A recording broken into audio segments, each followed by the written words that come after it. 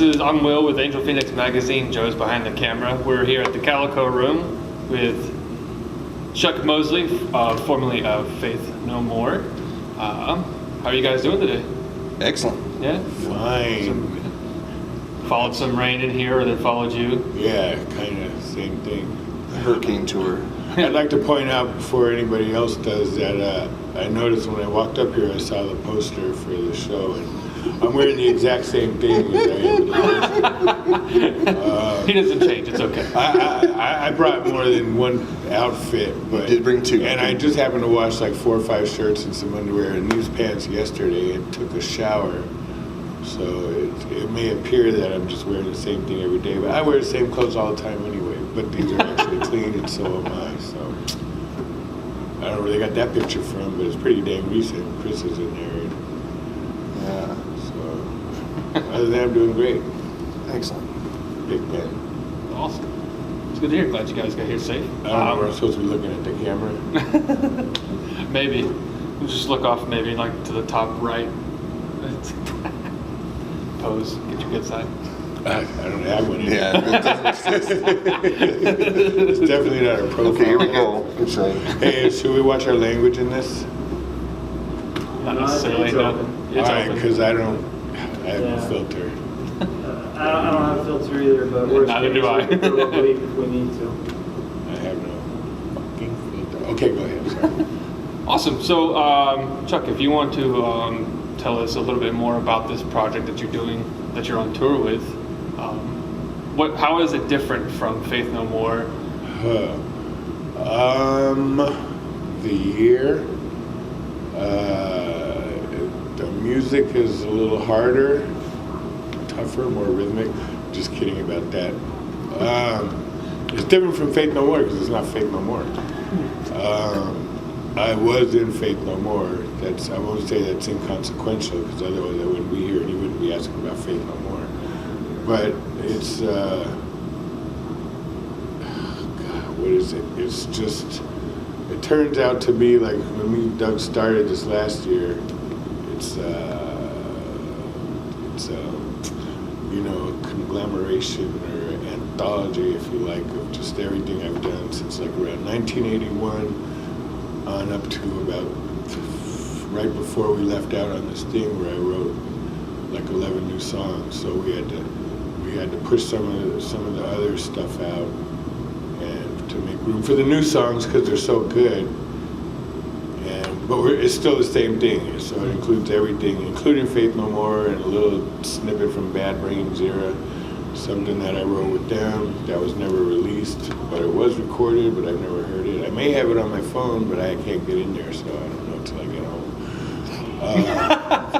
home. Doc sent me, we saw Doc up in Kingston. And before I saw him, I was talking to him on the phone, and I told him about the stuff we recorded, asked him about it, because we wanted to get the full copy of the one song we play, Wisdom Dub, because I can't remember it all. But so then right then he sent me some files, but I can't open it on my phone. It's a piece of crap. So excuse me, a piece of shit. But yeah, so it's just about all that stuff. And it was me and Doug, but then we went to England and our driver started playing bass, and that just sounded much better. So when we got Not back while he was here- driving. Not while he was kind of. Well, yeah. While we were playing, he was teaching himself the songs during the shows. But then he got really good at it at the end, and it sounded really good. And so when we got back here, I just realized that we had to keep expanding because it's not an acoustic folk show. It runs the gamut. We're doing like some electric songs, and then it gets psychedelic or psychotic towards the end, just depending on how you look at it. We're adopting the name Mosley Head, I guess, because I hate saying that myself. But it's true, like we're an acoustic act, but we've blown out like at least 3 PA systems. So. The loudest acoustic band on the planet. Yes. So we're gonna take like I always do. I take stuff from other people, like other people take stuff from other people. I'm not the first or the last, so we're adopting that thing. Might even get the title of our new acoustic album, which is not acoustic either. It's kind of like the set. I'm trying to remember what the question was with all this. What's been going on? Just, all right. what's Pretty much like what the about- differences between Oh, the yeah. project. Yeah, it's not much different. Even with Faith No More, I guess I did things that pissed them off at the time. We were all still good buddies, but so in that respect, it's the same. I just irritate anybody I'm around. It's just ADD and my whatever isms and issues and all that kind of stuff. Yep, I'm a mess, but a creative mess. There you go. As a musician myself, a creative mess is an organized mess. It could be organized, unorganized chaos, and it makes sense to us. Yeah, chaos is a good. That's what's going on in my brain is chaos. I don't even know what's from the one minute to the next what's going on, and I'll talk for hours and I don't even know what I just said. I'll confirm that. I Make confirm that right now. decisions on the just like, but it's like synapses or something. I don't know. So touching base a little bit on, you mentioned, starting up and doing everything, especially since 1981. How has the industry changed for you and your experience in it from when you first started to how it is now? Once again, it hasn't changed much for me because even back then I was irritating people in the industry. So it's changed obviously clearly because of the internet. Lars tried to warn everybody about it years ago, and now it's all coming to fruition, all the things that he predicted. And it's just everybody's scrambling for that last couple of dollars and stuff, and there's really no money for someone like me to be made except for to go out and play all the time and sell merchandise. And unless, I had the thought that I would, there's only like the pop, upper echelon of pop music and stuff and hip hop and R&B that's really selling millions of records, if they really are anyways, but they're the ones that are, everybody else in the middle is just kind of having to work. Even people like higher up than me just have to tour all the time and keep working and network and all that kind of stuff. So I thought I had a couple of good songs that are like pop songs or whatever. So I thought of just changing my name and getting like a white guy or a straight hair wig and putting some makeup on and putting some fancy new clothes on and just come up with a whole new image and start a whole new thing, another brand that has, because lending my name to a project never is really advantageous, as a lot of people have thought. Since I got fired from Faith No More, a lot of rumors started about things, about my reputation, about things that I did that I had never done.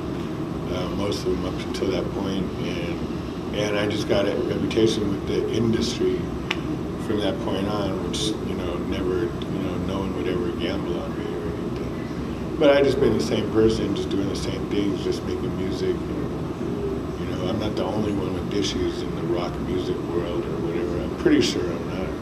I could be alone in that. Everybody else could be perfect, and I'm just a fuck up. You've just kind of mastered, I think. You just have a lot of, Yeah, but I'm still like a blue collar, just go out and play all the time and stuff. And there was a gap for 20 years, but I was learning to cook, raising my little daughter, and waiting basically 13 years on a record to get finished. So now it's like, I never really went away. We were playing in between, doing some recording and stuff, going out of the country and doing shows or out of the state, whatever. But now it's like kind of like full on again. So the industry's changed. It's suffered greatly due to the whole internet thing. So what do you call that? Saturation of music, and everybody's putting their stuff out. So it's kind of like money. It just loses its value. But on the flip side, we've been able to play with a lot of bands that otherwise might not have gotten a shot, such as the other night we played in Charleston, South Carolina, and we played with a band called Hey Alligator from Alabama. It was a two-piece, two females that had hip-hop beats with horns and really dirty lyrics and funny. Yeah, something that they're hilarious. They've been able to spread through the internet that a label probably wouldn't Yeah, the self-exposure, from what I've noticed, has exploded. But Right. because of that, It's oversaturated, and there's a good billion bands all trying to do the same thing for the same small slice of the pie to be able to keep going. Yeah, combined with the fact that I'm really bad at that, I'm just bad on the computer, and I'm trying to like socially network, but I can post, Sort of. and I can messenger, and I can text, and I can Fax. call, and I can fax, and I You still can listen to CDs. well, let's send a telegram. Can you do that? Yeah, I send a telegram, Western Union. Morse code. I Very get Morse get code. cash by Western Union. I don't even know how to send PayPal to my own account or whatever from my account to another one. Or whatever. I'm just really bad. I guess I'm a dinosaur. I don't care, but my mom always warned me about newfangled things. She was like, in the end, you just better keep your acoustic guitar. You have something to fall back on, and keep your acoustic guitar, because there may not be any electricity, and then that's all you're going to have, and everybody else is going to be out of luck with their synthesizers and their fucking all that stuff. So Hula hoops and their Pac-Man video games. Pac-Man and asteroids, all that kind of stuff. So, Yeah. so kind of just that's where I'm at. Doug is good at that stuff, and he's actually addicted to the computer because he's never taken. He says he's always working, and he is 70% of the time doing all that kind of The stuff. other 30, I'm just trying to drown But it out. you're just eavesdropping Candy Crush. and checking stuff out and surfing the net. I know. Well, that's all part of like I go through the comments and somebody will say, Chuck called me an asshole 10 years ago. Beep. And I didn't even have internet 10 years ago. I wasn't even online. So. just today. But not somebody- till 2010, and at that point it was the record company. He said MySpace, and I was like, I never even knew about MySpace back then. I mean, it doesn't matter. If you Google anything, at some point somebody ate a bad hot dog and it make them not feel well at some point. It's, Very true. yeah. Yeah, and when you confront them on it, they're like, they disappear all of a sudden. Like this guy in New Orleans, we played a show. It was pretty loud. They made us use our amps. It was blowing people away, but everybody liked it for the most part that we talked to. Of course, if somebody doesn't like it, they're not going to come talk to me. And then this guy shoots out and like, that was a waste of the $8 or whatever that I spent. Facebook War. And we called him on it, and he won't answer. He's like, Yeah, then we looked and we're like, oh, he hasn't posted in like 4 years. Like it looked like a dummy account or something. I don't know. Yeah. I think goofy. there's still some haters out So it there. can show his real identity. Right, yeah, he probably has like 15 different accounts and like, Yeah, it turns out he's probably a child molester anyways. I don't know about all that. Hey, I didn't say his name. I'm just saying he's dirty. He's like, I can smell him from the fucking reading the print. It was a fun show. It was a fun show. It was a really fun show. New Orleans. It was a blast. It was very loud. It was crazy. Yes, we actually, as an acoustic act, we had a fight break out at Oh a show. yeah, we were like playing the last song. All of a sudden, half the club runs out. There's a fight right in front and stuff, and we're like, and then they come back in, and we're at the exciting part of the song, and everybody, it was pretty wild. Yes. It was pretty New Orleans. I guess you could say you had a mosh pit for an acoustic show. Yeah, like, Yeah, but it had nothing to do with what we were playing. Yeah, something happened outside and it just turned into this the mob. soundtrack for the mosh pit Yeah. slash whatever. Yeah, I wish we had that on tape because that was. Yeah, it was funny. Like all of a sudden, like half the club runs out, and they're like all out the front door. And people are fighting and stuff. Yeah. It was a crack up. So as far as this, like, what has been your favorite memory from this tour so far? So today, I slept in a tent last night in Nashville, and it was like I had left the opening flap open, and I was for like 2 hours. My feet were getting soaked with rain. But I woke up today and realized, like, man, I've survived so far. Like, I'm still alive, and I think for like right now, that's what I'm holding on to. Is that like when we left on August 9th for this run, I would have given it like 30, 70, like 30% chance that I make it through this run, and up till now, I've done it. So that's been my favorite part. I didn't think about it. Mine too, actually, because I still suffer from PTSD from the road, from breaking my back and stuff. Every once in a while, if we're a little off the road or hits those like lines where the car starts going, and it just kind of freaks me out still. Or if he goes just a little bit, I'm like, what? And it just freaks me out, and I think about that. But yet here I still am talking about it. So All right, wait, that was both of ours were way too negative. We recorded with still alive. there's a positive. All right. And with all digits and years. Here's a couple quick highlights. We played in Madras, Oregon, like during the Oh when the yeah, eclipse that was happened. awesome. Just to be That was really cool. Because we saw the 100% eclipse and it was beautiful. It was kind of miserable out in the desert. Yeah, It was a farm and it was it's like 90 dirt degrees. and everything's all. And there's a little stage at the end of this field, and not that many people there, but actually a lot of people when we played on the first night. And I woke up in a tent freezing that night because somebody was offered a place to stay, and one of us dropped the ball, so we ended up sleeping in the van with the tent. You turned that into a negative. I tried to do the eclipse, and you turned it into The eclipse was beautiful. It was a spiritual experience. We recorded 7 songs with Matt Wallace in Los Angeles. Oh yes. On this run. We had 2 days off and recorded a new album that's going to be coming out in March, which will either be called Chuck Mosley or Chuck fucking Mosley or Mosley Head. And we don't have a title yet. So far, the best offer. We're asking for suggestions. So, what the Chuck? That was one good one. That's awesome. Really? Yeah. Okay. That's awesome. All right, so maybe that one's the winner so far. I don't even know what to put on the cover or for a title. I figured I have to wait back. You could put a tent with feet sticking out of it. That would be pretty funny.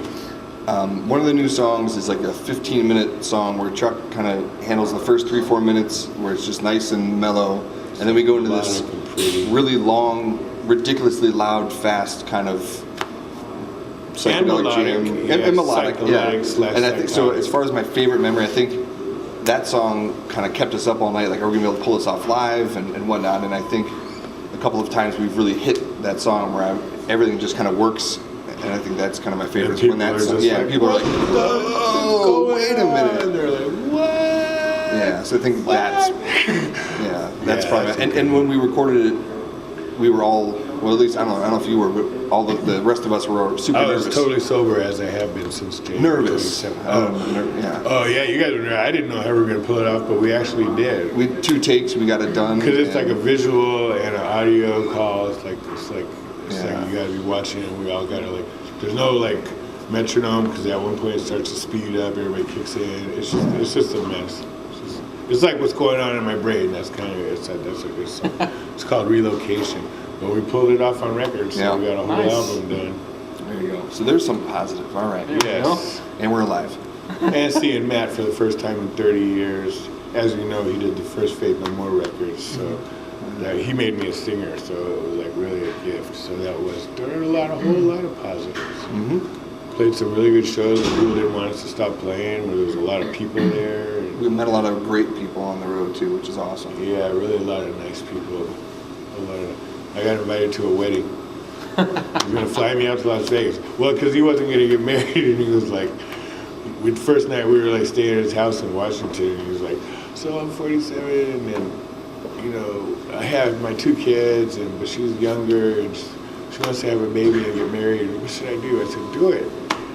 I mean, you're 47, you're still kind of young. You'll only be 57 when you're playing catch with that little rascal.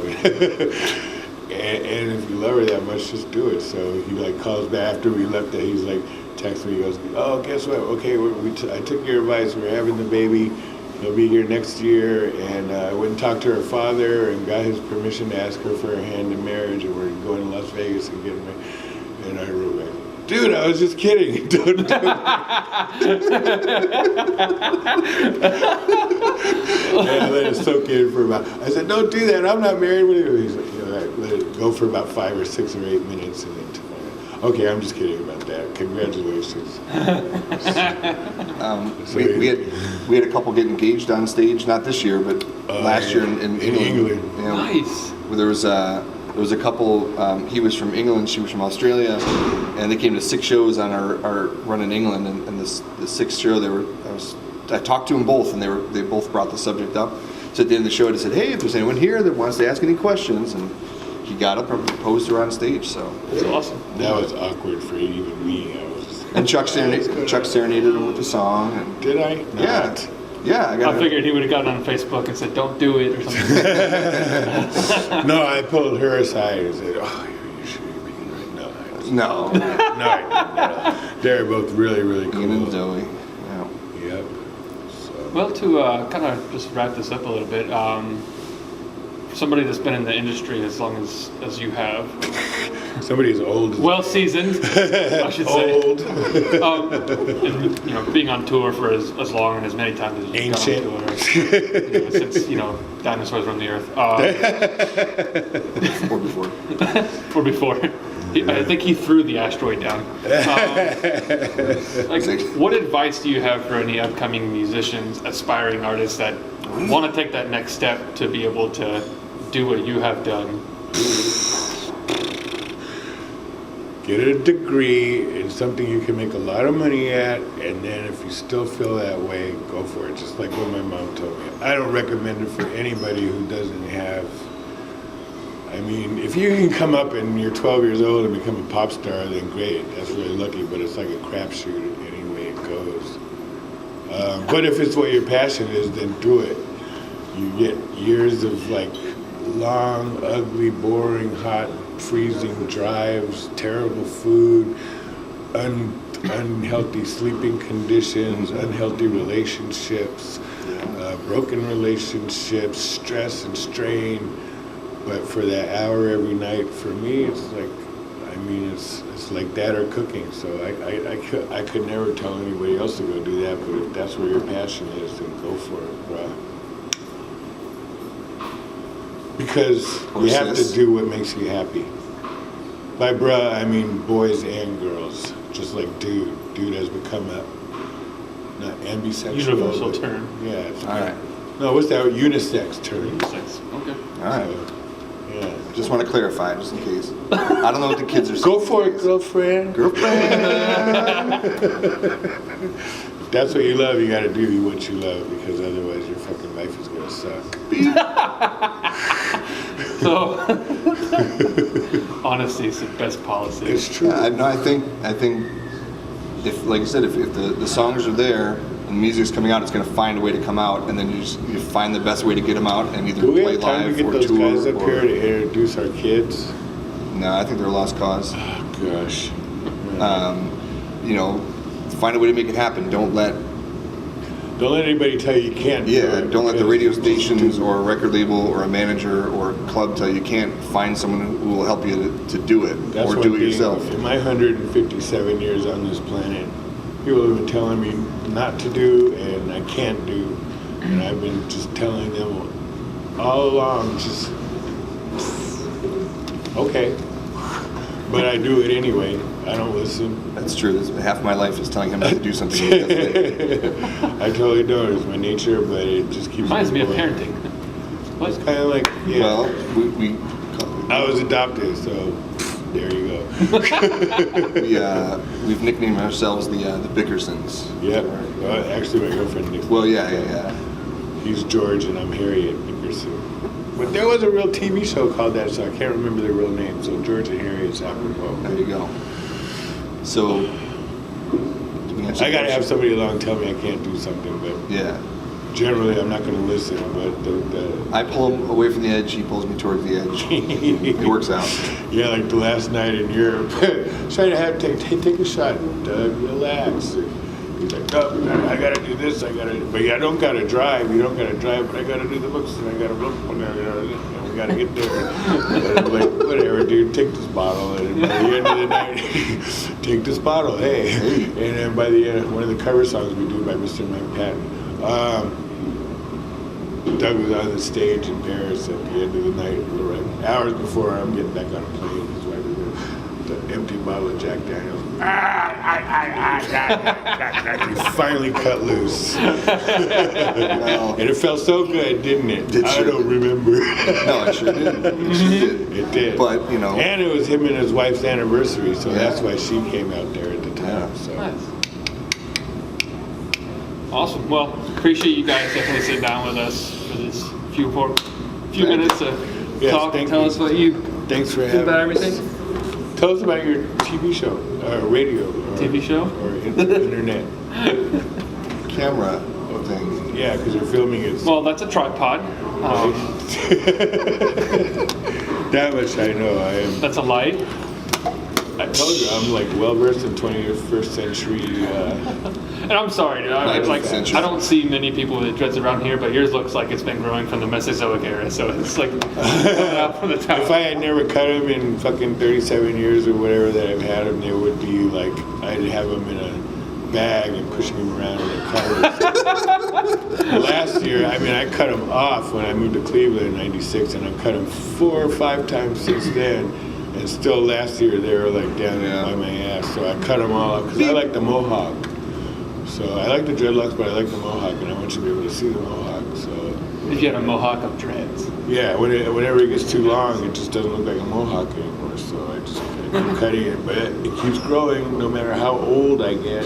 And then I'm actually growing a out few a months ago, mohawk it too. turned This pink. is Yeah, good. here we're going to reverse mohawk. Reverse mohawk.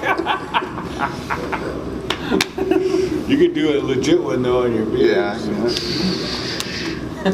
I'll think about it. Some people call that a landing strip. And a couple people that got them down I there. think it's the wrong section. Mohawk. Wrong set. Back from the edge. Back from the edge. Family show. Oh, really?